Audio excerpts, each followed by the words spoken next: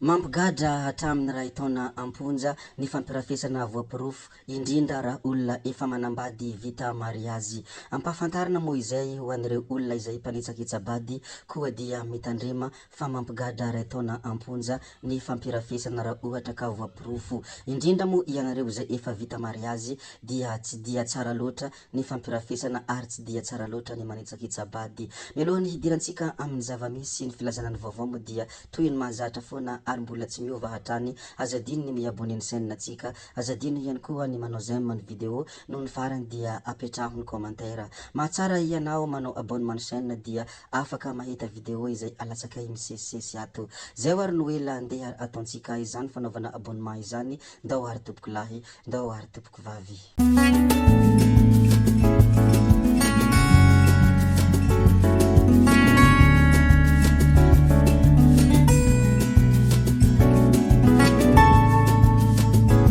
Avy hatrany moa isika tonga dia hizara ny zava-mandalo sy ny zava-miseho ao a Madagasikara. Ity moa dia resaka haitrano kilan'ny afo ny tanàna iray manontolo. Rava vokatry ny haitrano ny 5.1 isanjato ny tanànan'ny Besely, Fokontany Tsinjirano, commune Belotsirbina. Omaly tokony ho tamin'ny 2.1 ora antoandro temo no nisehoany izany haitrano izany. Araka izany moa dia trano manodidina ny 10 tafo eo sisa no hita tao an-tanàna. Tsy nisy ihany koa ny fananana azo navotana tamin'ireo trano rava, afa-tsy ny vary tamin'ny gony vitsivitsy no mbola azo navotana tamin'izany. Fa ny zavanitranga tany Ankorondrano kosa dia fiara niala moto ka nitsoraka tanaty lakan-drano teny Ankorondrano. Fiara fampiasan'ny orinasa tambazotra mpifandraisana iray no naharandozany omaly hariva. Raha iny ny hazo ilay lalamanitsy manaraky ny lakan-drano avy any Tsaramasay sy Ankorondrano iny. Voalaza fa niala moto ny fanena taminy izy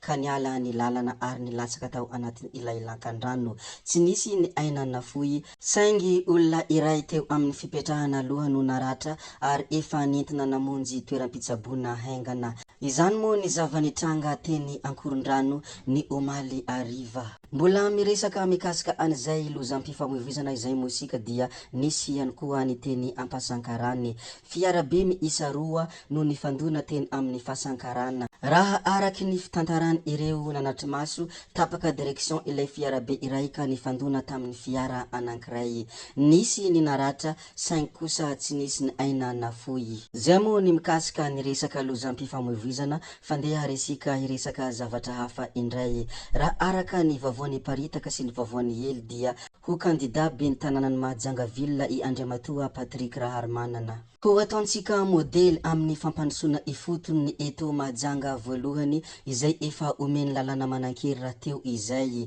Tsy misy fanavakavahana na ady politika na ara-piaviana na ara-pinoana na ara-pahaizana ihany koa fa anentanana ny fiarantsika rehetra. Ho tanàna numerika ary wifi gratuit ireo toerana be olona sy any an-tsekoly rehetra, hoy ny ampahateniny tamin'ny fanambarana izay nataony. Patrick Raharmanana moa no resantsika eto. Rehefa voalaza moa ny mikasika an'izay Patrick Raharmanana izay, ndeha resika hivadika kely any Morondava indray. Miredareda ny afo amin'ilay tranomay ao Morondava.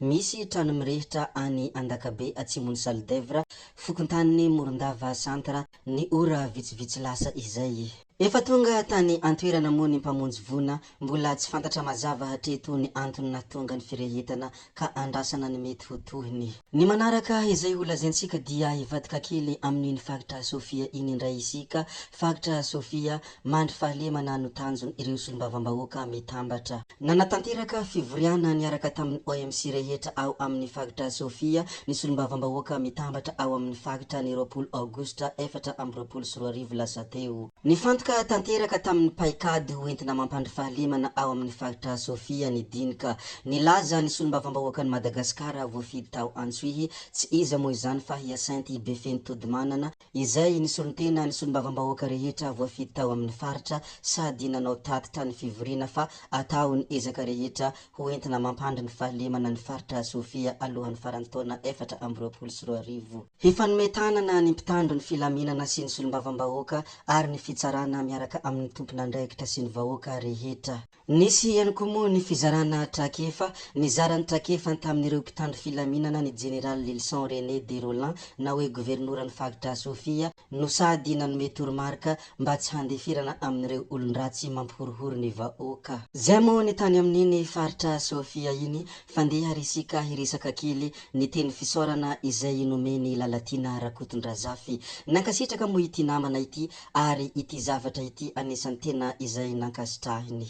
Hoy Lalatina hoe misaotra ny namako fanahy manana tia ray nitondra ity fanazavana ity. Ity fanazavana ity moa dia anisan'ny tena nahatonga any Lalatina nisaotra mafy ny fanahy manana tia ray. Toy izao moa ny fanazavana izay noentiny fanahy manana tia ray izay nankasitrahany Lalatina mafy. Tena tsy azoko izay nanaovana polemika amin'ny tsy antony momba ny resaka nahavoafidy ny filoha Andry Rajoelina ho filohan'ny SADC amin'ny taona 2024. Mijery ny sata momba ny SADC fotsiny nefa amin'ny internet dia mahita hoe fidiany ireo filoham-panjakana sy lehiben'ny gouvernemanta avy amin'ny firenena mpikambana no mifidy amin'izy ireo ihany izay ho filoha mandritra ny fotoana ifandimbiasana sur la base d'une rotation na hoe présence tournante izany. Ary raha mijery ilay fintina mikasika ny fivoriam-betany Zimbabwe farany teo dia mahita mazava hoe voafidy ny filoha Andry Rajoelina.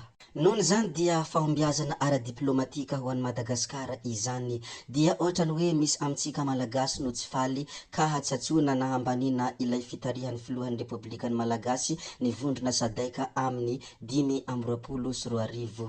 Izany moa ny fanazavana izay noentiny fanahy manana tia ray koa dia tena nankasitrahany Lalatina mafy ary nisaorany mafy moa izany fanazavana izay noentiny fanahy manana tia ray izany. Zay moa ny mikasika any Ramatoa Hajaina Lalatina Rakotondrazafy fandeha risika hijery kely ny hafatra izay nomeny solombavambahoaka ny Mahajanga tsy iza moa izany fa Afakandro Christian. Toy izao moa ny fanambarana izay nomeny Afakandro Christian.